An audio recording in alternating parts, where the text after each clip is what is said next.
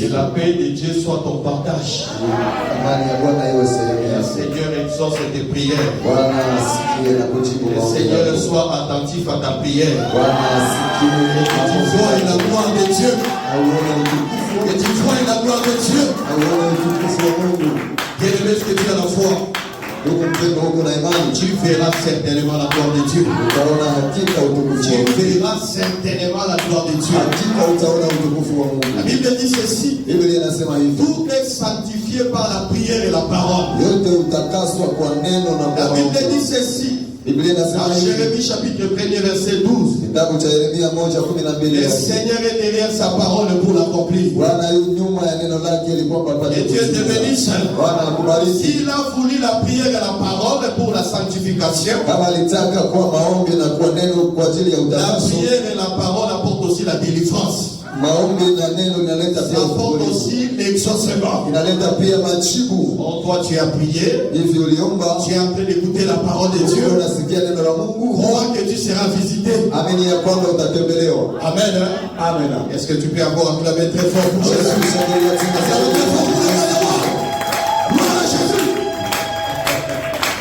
Que Dieu te bénisse, frère. Je vais répéter ce que le pasteur a dit ici. Il a dit qu'il faut que tu fasses confiance à la parole de Dieu. La parole de Dieu, elle est infaillible. Neno la Mungu haliharibiki. Dieu te bénisse. Les hommes peuvent promettre. Les hommes peuvent parler. Et la parole de l'homme est vaine. Et la parole qui subsiste, c'est la parole de Dieu. Que Dieu te bénisse. Personne n'a rencontré la parole de Dieu et est resté tel qu'il est. La parole de Dieu, c'est Jésus. Que Dieu te bénisse. Remarquez, bien aimé, dans Luc chapitre 17, la Bible dit ceci: il y avait 10 lépreux qui suivaient Jésus derrière. Il faisait une prière. Leur prière, c'était quoi? Il disait: Jésus, aie pitié de nous. Et Dieu te bénisse. Ils étaient lépreux. Ils demandaient la faveur de Dieu. Ils couraient derrière Jésus. Aie pitié de nous. La Bible dit ceci: Jésus s'est arrêté. Que Dieu te bénisse. Quand Jésus s'est arrêté, il leur a dit ceci: allez maintenant vous présenter auprès du sacrificateur. Ils étaient lépreux. Et Jésus leur dit: allez vous présenter auprès du sacrificateur. On ne pouvait se présenter auprès du sacrificateur que les lépreux dont la lèpre est guérie. Que Dieu te bénisse. Et malgré leur lèpre, Jésus leur dit: allez voir les sacrificateurs. La Bible dit ceci: les 10 lépreux sont allés voir les sacrificateurs. Pendant qu'ils étaient dans la marche, la Bible dit ceci: ils n'étaient pas encore arrivés, mais ils se sont rendus compte qu'ils étaient guéris. Que Dieu te bénisse. Pourquoi? Ils ont rencontré Jésus. Que Dieu te bénisse. C'est ici que Jésus est en train de te dire: toi aussi, marche seulement. Que Dieu te bénisse. Si tu as rencontré Jésus, comme tu viens de le rencontrer ce soir, dans la prière, marche. Marche seulement. Marche vers les sacrificateurs. Que Dieu te bénisse. Ces gens marchaient vers les sacrificateurs. Ils avaient oublié qu'ils avaient rencontré le véritable sacrificateur. Parce que Jésus, c'est lui véritable Melchisedec. Tu ne peux pas venir auprès de lui avec la lèpre et rentrer avec la lèpre, frère. Que Dieu te bénisse. Les sacrificateurs auprès de qui devaient marcher, c'était seulement Jésus. Que Dieu te bénisse. Voilà pourquoi parmi les 10, il y a un. Quand il s'est senti guéri, au lieu d'aller vers les sacrificateurs, il est rentré vers Jésus et il s'est prosterné. Il a compris que C'était Jésus. Amen. Que Dieu te bénisse. Pour te dire quoi? Quand tu rencontres Jésus, dans la prière, dans le jeûne, comme tu es là, marche seulement. Et seulement le Seigneur. Tu ne sais pas le jour de ta guérison. Tu es prié encore la semaine prochaine. Et dimanche, je viens prier. Tu viens encore à 10 heures. C'est ça, marcher. Marche. Tu te rendras un jour que tu étais malade. Tu as la guérison, frère. En marchant, frère, Dieu fera en séquelle. Tu écoutes une bonne nouvelle dans tes oreilles. C'est cette bonne nouvelle-là que tu fais écouter. Tu vas l'écouter certainement. Et Dieu te bénisse. Acclame très fort pour le roi d'amour. Tu as rencontré le véritable sacrificateur. Tu es déjà guéri, bien-aimé. Tu as déjà la paix. Et j'ai toujours ajouté à tout ce que j'ai dit. Si tu as la foi, si tu as la foi, tu verras la gloire de Dieu. Si tu n'as pas la foi, tu vas nous accompagner. Que Dieu te bénisse. J'ai toujours dit, tu seras taillé au milieu de nous. Que Dieu te bénisse. Et la foi, bien-aimé. Et la foi peut déplacer les montagnes. Tu vois ce que tu vois là. C'est une montagne. Mais devant la foi, ça sera ébranlé. Et Dieu te bénisse. Maintenant, entrons dans l'enseignement. Que Dieu te bénisse. Nous allons lire une écriture. Je vais vous donner seulement les références. Et je vais lire une petite portion de l'écriture. Mais je te donne le devoir d'aller lire à la maison. Que Dieu te bénisse.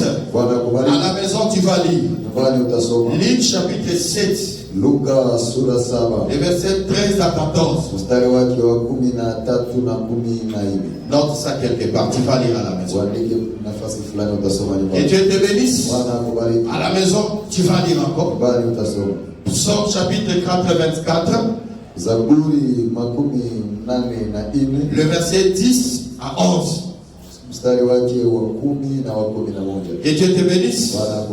Maintenant nous pouvons nous mettre debout pour lire la lecture d'aujourd'hui. Et Dieu te bénisse, frère. Nous sommes dans le livre de Genèse. Genèse chapitre 34. Nous lisons au nom de Jésus. Commençons à partir du premier verset. Nous allons sauter. Nous voulons seulement te donner une image, une idée de ce que nous allons partager. Et le texte est long. À la maison, tu peux lire tout Genèse 34. Nous lisons au nom de Jésus. Dina, la fille de Léa, avait enfanté. Dina, la fille que Léa avait enfantée à Jacob, sortit pour voir les filles du pays. Elle fit aperçu de Shichem, fils d'Amor, prince du pays. Il l'enleva, coucha avec elle et la déshonora. Que Dieu te bénisse. Prends le verset 5. Jacob apprit qu'il avait déshonoré Dina.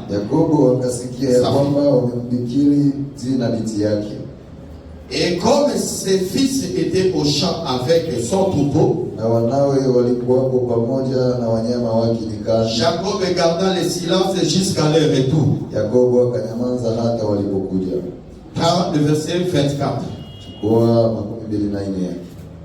Tous ceux qui étaient venus à la porte de la ville écoutèrent Amor et Shichem.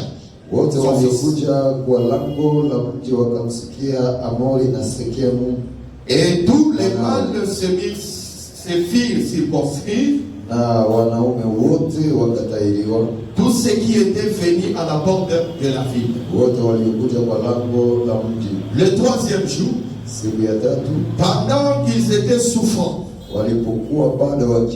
les deux fils de Jacob, Siméon et Lévi, frères de Dina, prirent chacun leur épée, tombèrent sur la ville qui se croyait en sécurité et tuèrent tous les mâles. Verset 26. Ils passèrent aussi au filet de l'épée Hamor et Sichem, son fils, et ils enlevèrent Dina de la main de Sichem et sortirent. Verset 28. Ils prirent leurs troupeaux, leurs bœufs, leurs ânes, ceux qui étaient dans la ville et ceux qui étaient dans les champs, parole du Seigneur. Nous pouvons nous asseoir, bien-aimés. Nous prions que le Seigneur apporte l'explication à sa parole. Que Dieu te bénisse. Bien-aimés, la lecture que nous venons de faire maintenant. Suis-moi très bien, bien-aimé, parce que je ferai un effort pour être bref. Remarque, mon frère, la Bible dit ceci. Un jour, Dina, qui était la fille de Jacob, elle habitait dans la maison de Jacob. Mais un jour, Dina va quitter la maison de Jacob. Elle va aller voir le fils du pays. Que Dieu te bénisse. Quand Dina quitte la maison de Jacob, elle va voir le fils du pays. La Bible dit ceci. Elle va croiser Sichem. Qui était Sichem? Sichem, c'était le prince du pays. Que Dieu te bénisse. Si nous rentrons un peu dans la connaissance, là Jacob était établi à Cana. Que Dieu te bénisse. Maintenant quand il était établi à Cana, il y avait d'autres nations. Que Dieu te bénisse. Quand on parle des pays, c'est Cana. Mais ces Cana ici étaient habités par les gens des nations. Que Dieu te bénisse. Mais Jacob et sa famille étaient encore des étrangers. Ils n'étaient pas encore établis à Cana. Que Dieu te bénisse. C'est-à-dire le prince ici, Sichem, c'était lui le prince de ce pays-là. Que Dieu te bénisse. Maintenant quand Dina est sortie, elle est partie voir les filles. Les regards de Dina, c'était vers les filles. Mais quand elle sort, elle va rencontrer Sichem. Qu'est-ce que Sichem va faire? Sichem va la prendre. Il va la violer. Non seulement il va la violer, mais il va aussi la garder. En d'autres termes, il va la kidnapper. Que Dieu te bénisse. La Bible dit ceci. Quand Sichem va prendre Dina, la nouvelle va arriver aux oreilles de Jacob. Mais curieusement, quand Jacob va prendre la nouvelle, Jacob est comme un père. Il apprend la nouvelle que sa fille a été violée. Et il connaît bien la personne qui l'a violée. Mais Jacob va garder silence. Dieu te bénisse. Quel est cet homme? Quel est ce père? Il apprend que sa fille a été violée. Sa fille a été kidnappée. Mais quand il apprend cela, il ne bouge pas. Il reste silencieux. Ça, il faut qu'on puisse te l'expliquer, frère. Parce qu'à la manière des hommes, ça ne peut pas passer. Que Dieu te bénisse. Mais la remarque est bien aimée. Quand on a kidnappé Dina, la Bible précise que ses frères n'étaient pas là. Maintenant, quand ses frères vont rentrer, il faut apprendre que Dina était kidnappée. La Bible dit ceci. Ses frères vont monter de colère. ndugu zake watashikwa na Ils vont s'irriter. watakasirika, Ils vont concevoir des venger Dina. watakusudia kumlipizia kisasi. Que Dieu te bénisse.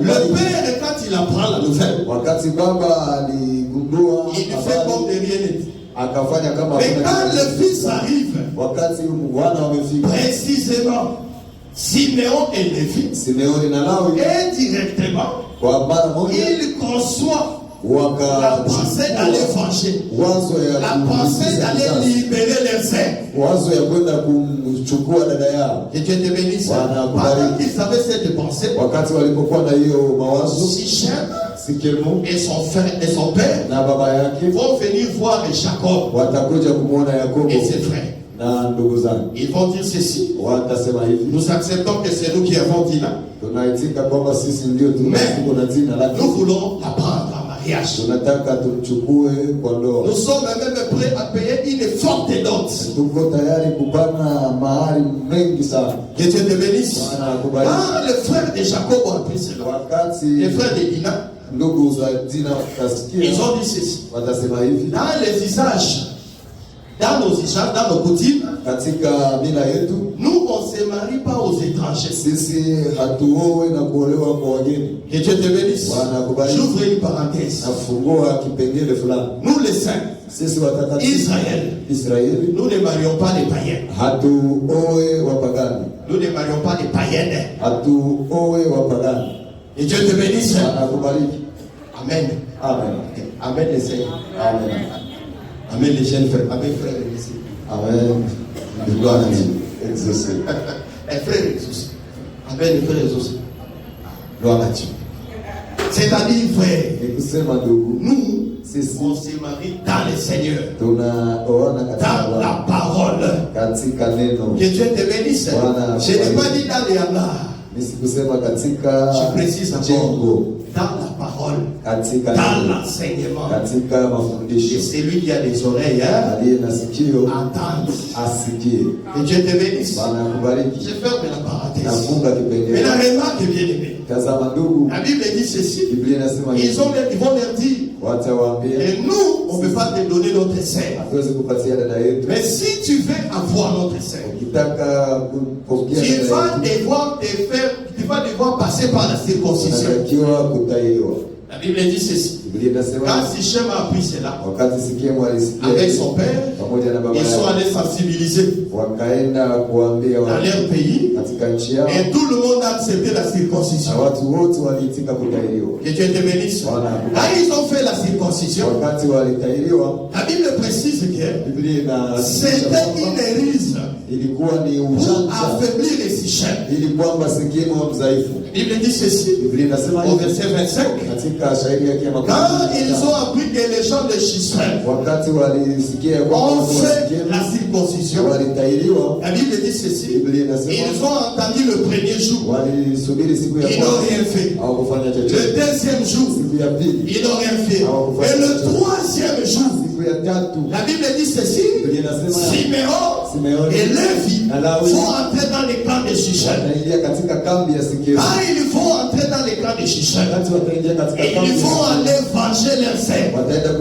Que Dieu te bénisse. La Bible dit ceci: ils ont tué tous les hommes. Ils ont tué Sichem et son père à mort. Que Dieu te bénisse. Après avoir fait cela, ils ont délivré Dina. Après avoir délivré Dina, ils ont pillé aussi le pays de Sichem. Que Dieu te bénisse. Voilà la lecture. Que Dieu te bénisse. Nous venons de vérifier l'agneau avant de l'égorger, frère. Kabla hatujaichinja. Que Dieu te bénisse. Bwana akubariki. Oui frère, avant de sacrifier l'animal, il fallait le vérifier. Kabla hujachinja mwana kondoo inabidi kumchunguza. Que Dieu te bénisse. Bwana akubariki. L'agneau que nous venons de vérifier, c'est les Écritures. Kondoo ambao tumemaliza kuchunguza. Maintenant tu vas manger la chair et le sang. Unatakiwa kula damu na nyama. Acclame très fort pour Jésus. Acclame très fort pour le roi des rois.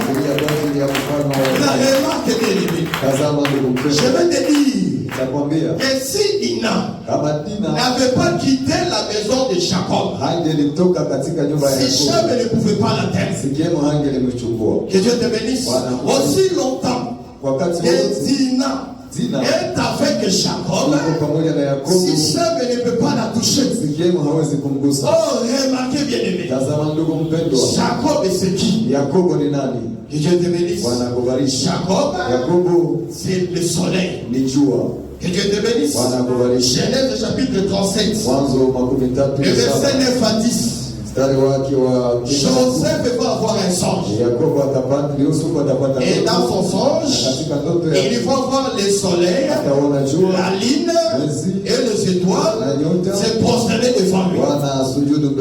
Que Dieu te bénisse. Quand il vient rencontrer les songes à Jacob, Jacob va dire ceci. Donc toi tu veux dire que moi et ta mère et tes frères, nous allons nous prosterner devant toi. Que Dieu te bénisse. C'est-à-dire Jacob s'identifie comme le soleil. Que Dieu te bénisse. C'est pour te dire quoi? Aussi longtemps que Dina reçoit la lumière du soleil, si Shem ne peut pas la toucher. Que Dieu te bénisse. Aussi longtemps qu'elle est dans la présence du soleil, elle reçoit la lumière du soleil. Si Shem, le prince du pays, a aussi été. Que Dieu te bénisse. Mais la remarque bien aimé, le véritable Jacob, ou véritable soleil, c'est Malachie chapitre 4 verset 2. C'est Dieu lui-même. Que Dieu te bénisse. Je vais te dire seulement, frère, aussi longtemps que tu es dans la présence de Dieu, le prince du pays, le prince Sichem, le seul prince, parce que c'est lui qui a pris Dina, c'était Sichem, le prince du pays, que je suis en train de te présenter comme le prince de ce monde, le diable. Que Dieu te bénisse. Tu sais que le diable c'est le prince de ce monde. C'est pour te dire quoi, bien aimé? Aussi longtemps que tu es dans la parole, que tu reçois la lumière de la parole, l'ennemi ne peut pas te toucher. Que Dieu te bénisse. Mais l'erreur de Dina, c'était de s'éloigner de cette lumière. C'était de s'éloigner de la parole. Que Dieu te bénisse. Si je monte dans la révélation, je peux te montrer Dina comme Adam. Que Dieu te bénisse. Parce que Adam aussi, quand il était dans la présence de Dieu, quand il gardait la loi de Dieu, le diable ne pouvait rien contre lui. Que Dieu te bénisse. Adam est devenu une femme. Oui, je peux te présenter Adam comme une femme. Je me souviens que j'avais promis ça ici. Que Dieu te bénisse. Regarde, dans 5 minutes. Remarquez, quand Dieu va créer Ève. Écoutez si vous connaissez l'histoire. Qu'est-ce qui va se passer? Le Seigneur va faire tomber Adam dans un profond sommeil. C'est-à-dire pour que Ève soit manifestée, il faut que Adam puisse dormir. Que Dieu te bénisse. Quand Adam dort, Dieu vient maintenant. Il va ouvrir les ventres. Il va ouvrir le corps d'Adam. Il va prendre Ève. Il va prendre Ève. Ève c'était qui? C'était l'une des côtes d'Adam. Que Dieu te bénisse. C'est avec cette côte-là qu'il va former Ève. Que Dieu te bénisse. Ève est sortie où? Dans le ventre d'Adam. Que Dieu te bénisse. C'est-à-dire, Ève a été enfantée par Adam. Que Dieu te bénisse. Ça passe. Bon, remarquez. Ce que Dieu a fait avec Adam, c'était seulement l'ombre des choses à venir. Parce qu'un jour, le second Adam, qui est le Seigneur de gloire Jésus, lui aussi devait enfanter. Que Dieu te bénisse. Pour qu'il puisse enfanter, il a fallu que lui aussi puisse dormir. Jésus aussi a dormi. Quand il dormait, c'est pendant qu'il dormait que l'église aussi a été manifestée. Jésus a dormi où? À la croix. Que Dieu te bénisse. Parce que nous, bien-aimés, nous les saints, nous ne mourrons pas. Que Dieu te bénisse. Amen. Que Dieu te bénisse. Amen. La mort pour nous, c'est le sommeil. Que Dieu te bénisse. Voilà pourquoi même, quand Étienne était mort, c'est moi qui dis mort pour te faciliter la compréhension. Mais quand tu lis les Écritures, on dit Étienne s'endormit. Et Dieu te bénisse. Pourquoi le sommeil? Parce que nous avons l'espérance de la résurrection. Que Dieu te bénisse. Même si tu meurs, tu ne meurs pas. Tu dors. Parce que c'est lui qui est mort. Même si tu le réveilles, il ne peut pas se réveiller.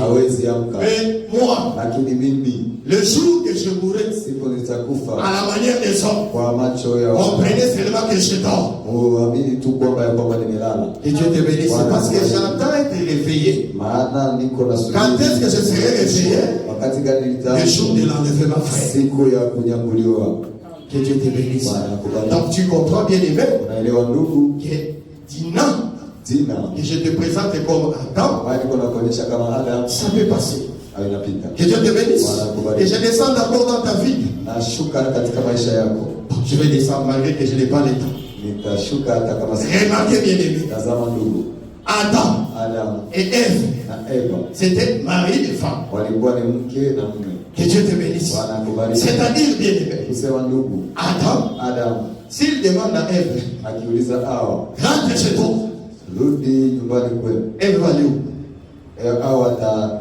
Il va rentrer dans que Dieu te bénisse. C'est pour dire bien aimé que la demeure de la femme, la maison de la femme, c'est auprès de son mari.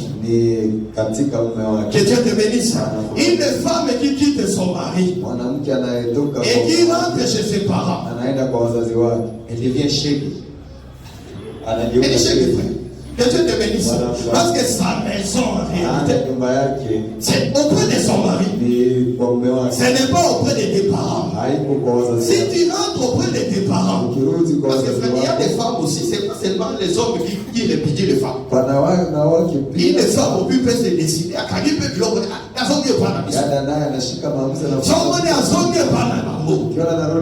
on prend que chez parce qu'elle parle et ça dans les scènes d'Adam. Que Dieu te bénisse. Voilà pourquoi même si ton mari c'est un aventurier, vous avez compris, si il se conduit mal, tu n'as pas le droit de le quitter. Parce que son quotidien, que Dieu te bénisse. Tu dois seulement prier pour lui. Mais même pour les hommes, tu ne peux pas répudier ta femme. Mais si tu la répudies, elle va aller où? Que Dieu te bénisse. Que Dieu te bénisse. Je répète bien aimé que les saints ne marient pas les païens. Ni les païens. Parce que son compagnie mon pagano. Donc autant taper mariage wanati. Que Dieu te bénisse. Ça dit mon colomoya kwa disabiso que alinira te kanaisi kutakia kutuambia kwamba nataka nimfukuze. Donc tunayo est-ce que asali habilité? Tutakuuliza alifanya utendo la ubaya. Afini mama na nani? Kasema alifukuza afini mama nayo. Mimi saika. Alitukana mama yako msamehe. Que Dieu te bénisse. Acclame d'abord pour Jésus. Acclame très fort pour le roi des rois. Acclame sana juu ya Bwana wa Bwana. bien-aimé, Dina, c'est Adam. Dina ni Adam. Quand Adam a désobéi, Wakati Adam alienda kinyume na mapenzi, il a rencontré Sichem. akakutana na Or, Sikemu. Sichem, Sikemu nous venons de te le présenter tunakuonesha comme le diable lui-même. kama vile shetani. Genèse chapitre 3, verset 14. Mwanzo 3:14. La Bible dit ceci. Biblia inasema Quand hivi, Adam a péché, wakati Adam alifanya Dieu va dhambi, dire au serpent, Mungu atasema na à nyoka, partir d'aujourd'hui, kuanzia leo tu vas manger la poussière et la terre utakula mavumbi ya tout udongo le jour de ta vie. siku zote za maisha. Nous t'avons expliqué que la poussière là, ya kwamba que les serpents devaient manger, ambayo nyoka ce n'est pas la poussière physique, haiko mavumbi ya c'est kawaida, Adam ni Adam qui avait péché. ambaye Et les amefanya serpents qui devaient manger, na nyoka ambayo ilitakiwa kula c'est le serpent ancien, ni nyoka wa le zamani diable. Shetani. C'est-à-dire, Ni kusema quand Dina wakati Dina quitte la maison de Jacob, anatoka katika nyumba ya Yakobo, il quitte la présence du soleil. anatoka katika Et quand il quitte la wa présence jua, du soleil, wakati anatoka katika uwepo wa jua, Sichem viendra. Sikemu atakuja. Que Dieu te bénisse. Bwana akubariki. Voilà pourquoi, bien-aimé, Ndiyo maana mpendo, tu feras comme David. utafanya kama La Daudi. prière de David, Maombi ya c'est Daudi, celui-ci. Écoutez ce que David dit. sikia kile ambacho Daudi amesema. Est-ce qu'on est ensemble? Tuko pamoja. Acclame très fort pour Jésus. Shangilia sana kwa Je ajili. vais t'exhorter aussi, bien-aimé, Nitakuonya ndugu de mpendwa, rester dans la présence du soleil. baki katika uwepo wa Que Dieu jua. te bénisse. Reste dans la présence de la parole. Baki katika uwepo. Ne quitte jamais la parole. Usitoke Que Dieu te katika bénisse. Bwana Ne akubariki. regarde pas les filles du pays. Usiangalie wanawake wa nchi. Que Dieu te bénisse. Vous savez, les filles du pays, c'est qui? Unajua wanawake wa C'est les nchi convoitises de la chair. ni tamaa ya Que mwili. Dieu te bénisse. Bwana akubariki. Remarquez, bien-aimé, Tazama, dans le pays, katika nchi il y avait des filles. walikuwa na mabinti, Mais Sichem lakini ne sikia, regardait pas le fille du pays. hakuangalia binti wa nchi. Que Dieu te bénisse. Bwana akubariki. Mais quand il a vu la fille de Jacob Wakati aliona binti ya Yakobo dans le pays, katika nchi, c'est celui-là que Sichem va chercher. yule ndio Sikemu atamtafuta. Que Dieu te bénisse. Bwana akubariki. Je peux te présenter Naweza les kukuonyesha filles du pays, binti wa comme aussi les païens. kama vile wapagani. Que Dieu te bénisse. Bwana akubariki. Bien-aimé, Ndugu mpendwa, bapagani wapagani bakosala bango kindumba, wanaweza fanya usharati, akosala kindumba, anaweza fanya ukahaba akokoba ti koko mpaka anakuwa mzee, koko ya ndumba, mzee wa kahaba, mais akozwa sida te. lakini hatapata uki. Sichem akoti akomona ete. Sikemu hatamuona. Que Dieu te bénisse. Bwana akubariki. Que Dieu te bénisse. Bwana akubariki. Mais yo, Lakini wewe lokolo oza Dina, vile uko mzima, okokoba obimi, ukitoka tu ye kidogo, bokolo kozwa yo. na ile siku ndio watakuchukua. Que Dieu te bénisse. Bwana akubariki. Omoni na mosala, Unatoka na kazi, mosala, na mosala mukazi, ndio balinga boyiba, bandugu biko banaiba, okabola mbongo ya leta. wanagawanya pesa Yo, ya unaka bango serikali. wakati. Wewe unaonaka hautakapata Oza mosantu. sababu uko mtakatifu. Tiraka bongo frère. Bakilia vile ndugu, Même si au près. Tiraka nakwambia bongo. kweli, bakia Oyo oza Dina. wewe ni zina. Sichem azozela yo. Sikemu bwana, Okoloka bakomekaka. siku utapima, Okobebisa kope ya bapagani. utaharibisha njama ya wabaya, Okoza lokola Jonas na nabii. utakuwa sawa Que vile Dieu te bénisse. Bato bazali na nabii babanda kokenda bango na kimia. watu walikuwa mbarikiwa, Opepezanaki te. hakukuwa mawimbi. Mais ntango Jonas akoti na bwana, Wakati ya Yona aliingia katika mashua, hapo mawimbi ikaanza. yo pe Wewe mokolo okoti na kope ya koyiba. siku utaingia katika hali ya kuiba, Mokolo yokali na bakolege na yo ya université. siku utasikilizana na bakolegi yako ya Okumisi, chuo. bana obenga ngo kufumu na ebite seza ezaka kufumu. Tulikuwa tunaita Eshasha kombo. ilishangali kufungwa. Be mokolo bakoswa bango Ile be siku ndio watakukamata, oyoka son. utasikia haya, Oyoka son. utasikia haya. Voilà pourquoi Ndio maana fais comme David. fanya kama Daudi. David dit ceci. Daudi atasema Psaume hivi, chapitre 84. Zaburi 84. Écoutez ce que le frère est en train de l'exhortation que David te donne aujourd'hui. Pia onyo ambayo Daudi anapana leo. Psaume chapitre 84 verset 10 à 11. Zaburi 84, 10 na 11. Mieux vaut un jour dans tes parvis que 1000 ailleurs. Je préfère me retirer sur les seuils de la maison de mon Dieu plutôt que d'habiter sous les tentes de la méchanceté. Verset 11. Car l'Éternel est un soleil. Que Dieu te bénisse. Heri kukaa siku moja katika uwepo wa Mungu kuliko miaka 1000 nje na mbali na Mungu. Amen. Kwa kuwa Bwana Mungu ni jua na ngao. Que Dieu te bénisse. Amen. Bwana Mungu ni nani? Jua. C'est un soleil. Amen. C'est lui Jacob. Amen. Non seulement c'est un soleil, c'est aussi un bouclier. Lakini ni ngao vile vile. C'est-à-dire quand tu te mets dans la lumière du soleil, Wakati unapokaa katika mwanga wa jua, anakuwa ngao. Satan anapoona yote frère. Shetani hata kuona ndugu. Que Dieu te bénisse. Bwana akubariki. Écoutez la lecture. Sikiliza. L'Éternel donne la grâce et la gloire. Wa milele anapana neema na il ne refuse aucun bien à ceux qui marchent dans l'intégrité. Na hatakatai kizuri hata kimoja kwa wanao. Que Dieu te bénisse. Que le Seigneur ne te refuse pas aucun bien. Bwana asikukatalie. Si tu marches dans l'intégrité, unapotembea katika tu es dans la lumière de Jacob, la lumière du soleil, nuru ya jua, qui ne te refuse aucun bienfait. Bwana asikunime. Que le Seigneur te donne la guérison. Qu'il te donne selon les désirs de ton cœur. Parce qu'il est le rémunérateur de ceux qui le cherchent.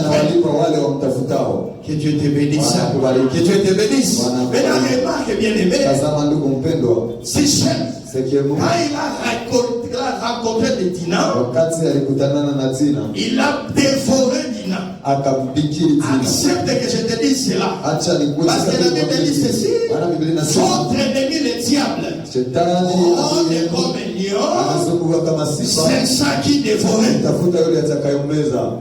Qui sera dévoré? Celui qui a quitté la maison de Jacob. Et quand il vient bien aimé, il ne te dévore pas seulement, mais aussi il t'emprisonne. So il s'en a eu occasion au soyau. Kama shetani anakamata anapata fursa ya kushinda mtu mmoja. Shetani ni mtu mmoja. So kapeti akipiga apeta mara moja. Anapiga mara moja. Asakana te. Acheza. Donc ça au pesi occasion frère. Kimpatia tu occasion ndugu. Aboya na légion. Atakuja na majeshi. Dieu te bénisse. Bwana akubariki. Atakuteka. Que Dieu te bénisse. Bwana akubariki. Voilà pourquoi bien aimé. Ndio maana ndugu mpendwa. Garde la sanctification. Garde l'évangile. Linda injili. Garde l'évangile. Linda injili. Bien aimé. Ndugu mpendwa. Obengana milimo. Utafukuza milimo ikisani. Maroho lakini maroho zinapishana. Que Dieu te bénisse. Bwana akubariki. Kuna pepo yenye kusudi itoke. Au nom de Jésus atazolala. Kwa jina la Yesu watu na lala itaenda. Lakini kuna pepo nyingine. Au nom de Jésus. Unaiambia kwa jina la Yesu. Inakuangalia hivi. Que Dieu te bénisse. Unaifukuza. Inakuangalia. Jésus. Yesu. Quand il devait guérir. Wakati anataka kuponya. La femme qui avait le dos courbé. Mwanamke aliyekuwa amekuja imposé les mains. Aliweka tu mkono. La femme s'est redressée. Na mwanamke akanyooka. Mais lorsqu'il était devant le fils lunatique, lakini alipokuwa kwa mtu alikuwa amesimia, Jésus, Biblia inasema Jésus, Yesu, il a d'abord gêné. Alifunga kwanza. Parce qu'il avait dit aux disciples, et si ces démons ne sortent pas, c'est parce que vous n'avez pas gêné. C'est-à-dire Jésus, pour chasser ces démons, il avait aussi gêné. Non seulement il avait gêné, mais il a menacé les démons. Que Dieu te bénisse. Que Dieu te bénisse. C'est-à-dire bien aimé. Et dans la place où nous souffrons. Unaweza ingia. Bobima. Ili utoke. Soko salije na 7 jours te. Kama ufanye mafungo ya soko kondite. Kama au ya gonda. Hapana. Station na yo. Hafuka koluka zame na ndenge ya mozino. Inabidi utafute Mungu kwa filipi. Ya mona ngana bana ngana masuku frère. Ndio maana mimi najikopea kaza. Ndio tena zangu na ngoza na mwani. Hizi ni kweli za. Sasa ina sunzi na komiti na bashari. Lakini nilifanya dhambi na jicho. Bashari wale kitalisusu likoroka ngani. Ile mzigo yesu. Sema lisusu na shene. Mazambe na alela. Nifunge ya mona na bana na ngai. Ndio maana mimi najikopea kaza. Na niko za yumba. Amen. Que Dieu te bénisse. Que Dieu te bénisse. Dans la yuma kati na Yesu. Je me souviens l'apôtre Dieu devait dire Shalom et Yuma. Nilikuwa nakumbuka mtume Dieu alikuwa anasema amani kwa duru. Sala Yuma. Ubakie duru. Par rapport à Masu. Kulingana na dhambi. Mais par rapport à Mozambique. Lakini hapana kulingana na Mozambique, quand tu te gardes pur, c'est quand tu es clair. Katika Mungu unapojilinda safi. Acclame très fort pour Jésus. Shangilia sana. Acclame bien le tu n'as pas encore acclamé. Acclame le roi des rois. Shangilia mfano wa Bwana. Et je te bénisse. Quand Dina est violée, wakati Dina wamembiki, la Bible dit ceci. Biblia inasema hivi. Jacob akosala neti ayoke lokote. Yakobo atafanya kama hasikie kitu. Que Dieu te bénisse. Bwana akubariki. Son enfant, sa fille. Binti yake mwanao. Dans la Bible, on a cité que Dina comme la fille de Jacob. Katika Biblia walitaja c'est-à-dire c'était sa fille unique. Yakobo. Mais cette fille elle est violée. Lakini ule binti Jacob ne fait rien. Yakobo hakufanya chochote. Que Dieu te bénisse. C'est ici que nous rentrons dans Luc chapitre 7. Hapa ndipo tunarudia katika Luka sura 7. Verset 13 à 14. Le miracle de Naïn. Que Dieu te bénisse. Nous sommes en train de te dire, quand Jésus était venu, il avait trouvé des gens en train de porter le fils mort, mais qui avait l'incapacité de donner la vie à ses fils. Que Dieu te bénisse. Nous avons montré que ces gens-là c'était les prophètes, ou c'était la loi et les prophètes qui avaient l'incapacité de donner la vie. Quand Jésus va arriver, il va arrêter les remarques. C'est alors qu'il va donner la vie au fils qui était mort. Que Dieu te bénisse. Le silence de Jacob ici. Là, je te présente Jacob comme tous les prophètes de l'ancienne alliance. Comme la loi et les prophètes qui, quand Adam était sous la domination de l'ennemi, ils étaient incapables de délivrer Adam. Que Dieu te bénisse. Parce que Jacob, quand il lit Genèse chapitre 49 verset 1er, Jacob c'est un prophète. Que Dieu te bénisse. Son silence, c'est le silence des prophètes. Maintenant, remarque bien aimé, pour que Dina soit délivré, ce sont les fils maintenant qui vont décider de la délivrance de Dina. Que Dieu te bénisse. Et ce n'est pas tout le fils de Jacob. Seulement Siméon et Lévi. Que Dieu te bénisse. C'est Simeon et Lévi qui vont aller délivrer Dina. Maintenant, remarque bien aimé. Simeon et Lévi. Comme le Seigneur se répète. Je peux te présenter Simeon et Lévi comme les deux serviteurs, les deux disciples. Et Luc chapitre 19 que Jésus a envoyé pour aller libérer l'anneau.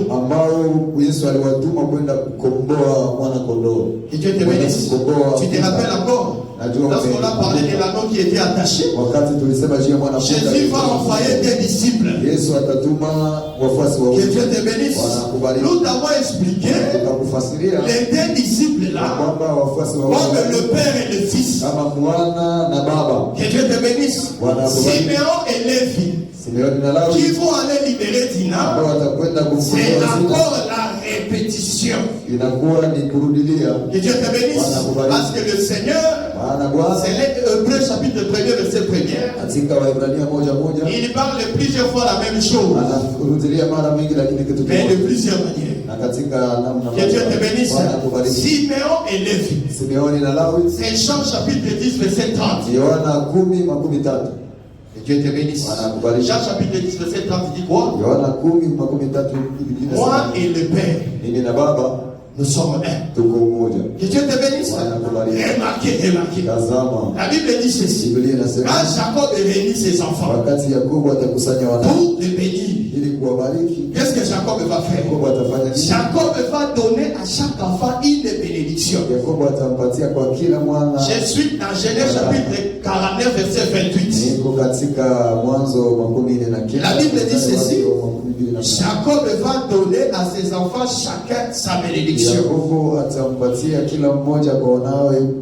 Attends, je te lis cette écriture. Genèse 49 verset 28. Ce sont là tous ceux qui forment les 12 tribus d'Israël.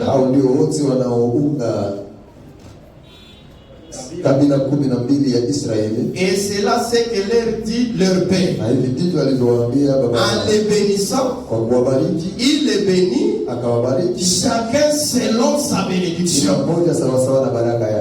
Que Dieu te bénisse. Jacob a béni qui?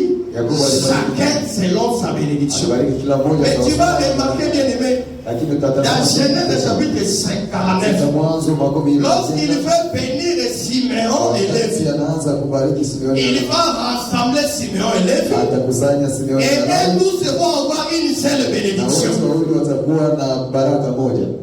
Que Dieu te bénisse. Rebelle vient, il prend sa bénédiction. Juda vient, il prend sa bénédiction. Mais quand il s'agit de Simon et de Lévi, le père dit non. Tous les pères et les fils sont un. Que Dieu te bénisse. Qui est le père? Le père c'est Lévi. Qui est le fils? Le fils c'est Siméon. Que Dieu te bénisse. Acclame très fort pour Jésus. Mais la remarque bien aimée, le deux fils de Jacob, c'est le père et le fils. Lévi c'est qui? Lévi. La Bible dit ceci. Dans Genèse chapitre 29. Que Dieu te bénisse. Que Dieu te bénisse. Est-ce que vous aimez cette manière de parler? Que Dieu vous bénisse. Vous aimez cette manière de parler? Il faut aussi aimer cette manière de parler. Que Dieu te bénisse. Mais la remarque bien aimée. La Bible dit ceci. Dans Genèse chapitre 29. Le verset 33. Ici on est en train de parler de Léa. Elle devait encore enceinte et enfantant un fils. Elle dit, l'Éternel a entendu que je n'étais pas aimé. Il m'a aussi accordé celui-ci. Et elle lui donna le nom de Siméon. Que Dieu te bénisse. Siméon, c'est en l'air. C'est l'entendement. C'est le exaucement. Que Dieu te bénisse. Retiens ça. Alors verset 34. Elle devait encore enceinte et en l'enfantant un fils. Elle dit, pour cette fois, mon mari s'attachera à moi. Car je lui ai enfanté 3 fils. C'est pourquoi je lui donne le nom de Lévi. Que Dieu te bénisse. Lévi c'est qui? Lévi fait l'attachement de l'homme et de la femme, de Jacob et de Léa. Que Dieu te bénisse. Et il amène cet attachement quand Léa ne se sent pas aimée. Que Dieu te bénisse. Maintenant, Lévi vient, il met maintenant l'attachement. C'est-à-dire, il amène la réconciliation. Que Dieu te bénisse. Parce que dans le mariage, lorsqu'il y a la séparation, ce qui va amener les conjoints à revenir ensemble, c'est quand ils se réconcilient. Que Dieu te bénisse. Maintenant, Lévi vient pour faire la réconciliation. Maintenant, quand tu vois dans l'ombre, dans la loi, Dieu va choisir aussi Lévi pour faire la réconciliation entre lui et Israël. Que Dieu te bénisse. C'est Lévi qui devait réconcilier le peuple avec Dieu. Que Dieu te bénisse. Mais dans la réalité, Lévi véritable qui nous réconcilie avec Dieu, je vais te dire une chose, que Lévi qui nous réconcilie, ce n'est pas d'abord l'homme de Dieu. Kwanza. haiko kwanza mtu wa Mungu. Que Dieu te bénisse. Que Dieu te bénisse. C'est lui qui nous réconcilie avec Dieu. C'est 1 Corinthiens chapitre 5 verset 19. Dieu était en Christ, réconciliant le monde avec lui-même. Que Dieu te bénisse. C'est lui qui peut te réconcilier avec Dieu. C'est Dieu lui-même. Que Dieu te bénisse. Voilà pourquoi, bien aimé, quand tu es prédicateur, ne fais pas la police derrière les enfants de Dieu.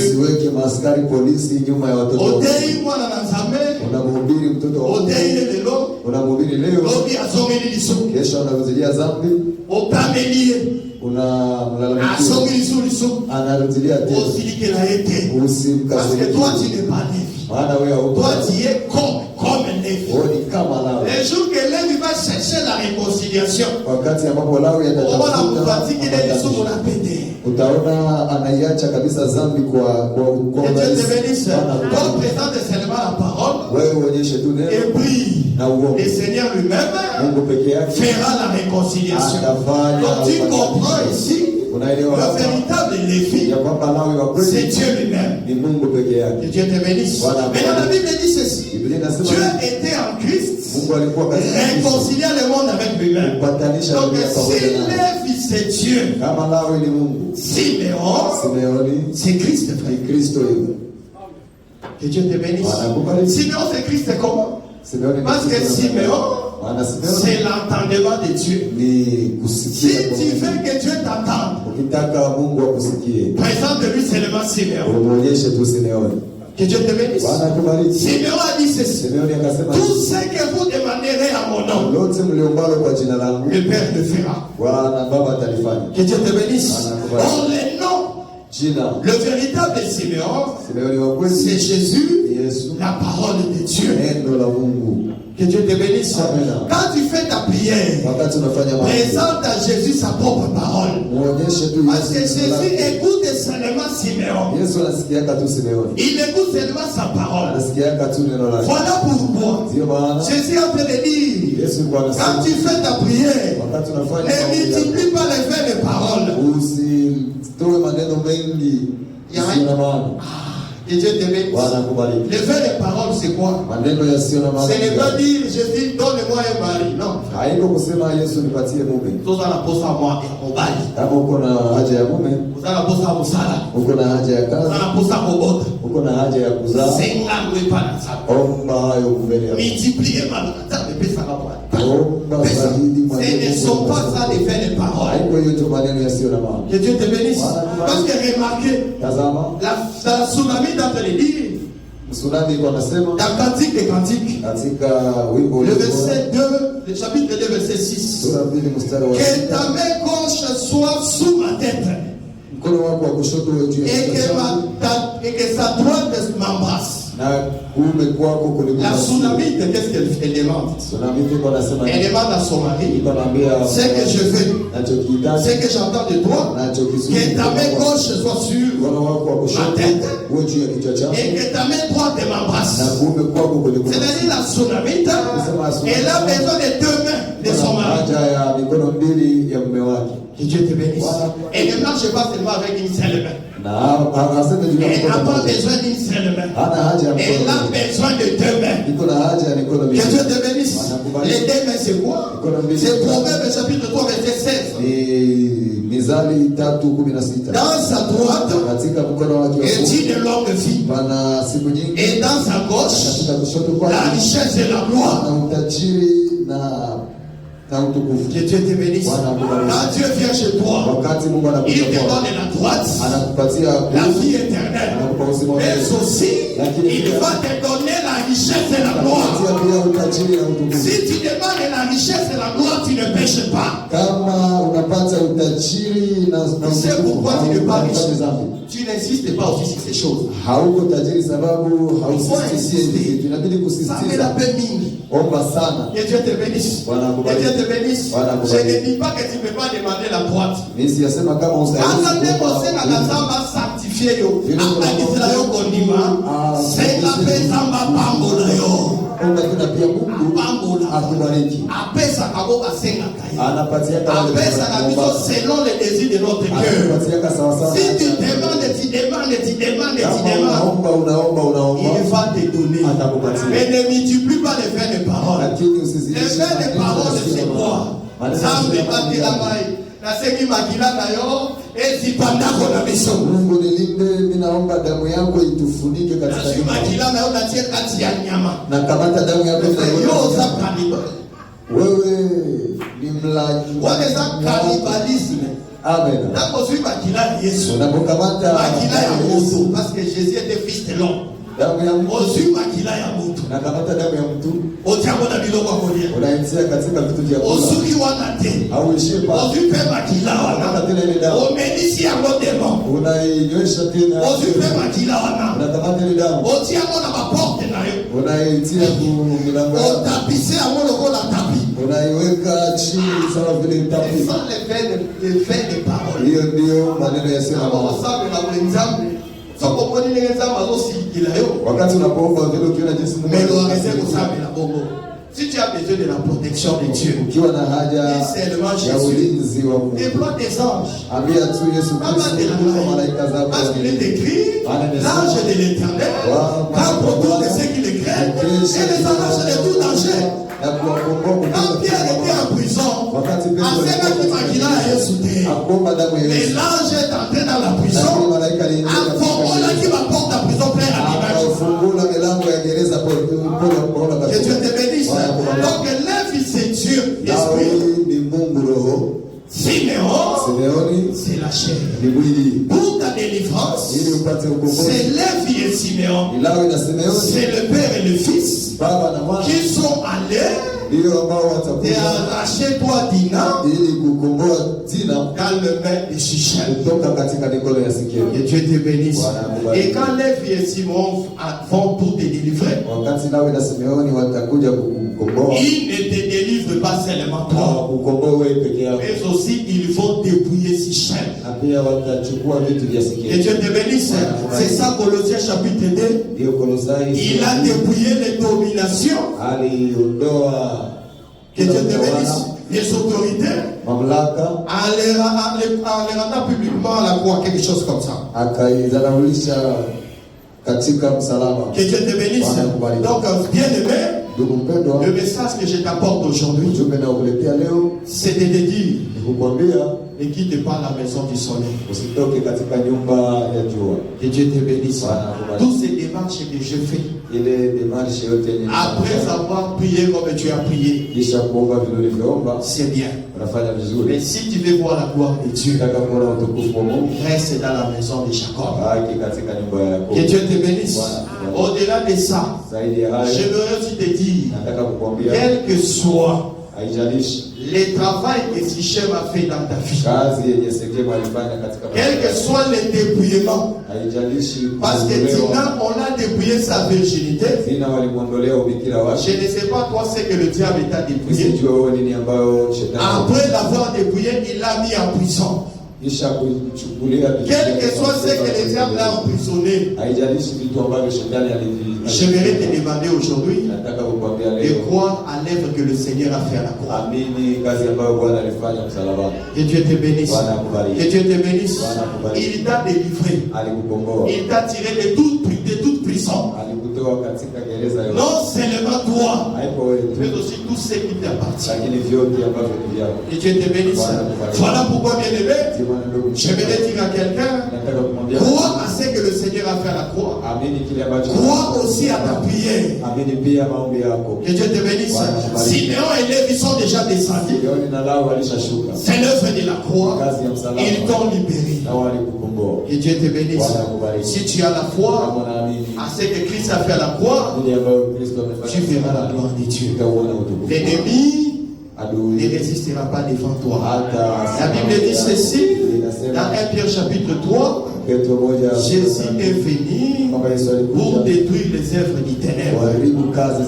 Que Dieu te bénisse. Le ténèbre dans ta vie ne finiront pas toujours. C'est pourquoi tu es en train de prier comme ça. Les temps du soleil apparaîtra. Que Dieu te bénisse. Quand le soleil vient, ça dissipe tous les ténèbres. Que Dieu te bénisse. Est-ce que tu as aimé l'exhortation? Même si l'exhortation a duré 1 heure, est-ce que tu as aimé? Acclame très fort pour Jésus. Acclame très fort pour le roi des rois. Que le Seigneur te bénisse. Que le Seigneur te fasse du bien. Que le Seigneur te fasse voir de bonnes choses. Que le Seigneur t'apporte la consolation. Que le Seigneur écoute ta prière. Comme je l'ai dit au début, que le Seigneur écoute ta prière. Que le Seigneur te fasse du bien. Que tout ce que tu n'as pas reçu de sa part, maintenant, je répète encore, avant la fin de l'année, que le Seigneur te fasse sourire bien aimé. Parce que quand il est entré dans la maison de Abraham, Sarah qui plairait, il a reçu Isaac. Isaac, c'est le sourire. Que le Seigneur te fasse sourire. Recevez la paix de Jésus. Recevez la grâce de Jésus. Et le Seigneur exauce ta prière. Laissez un peu bien.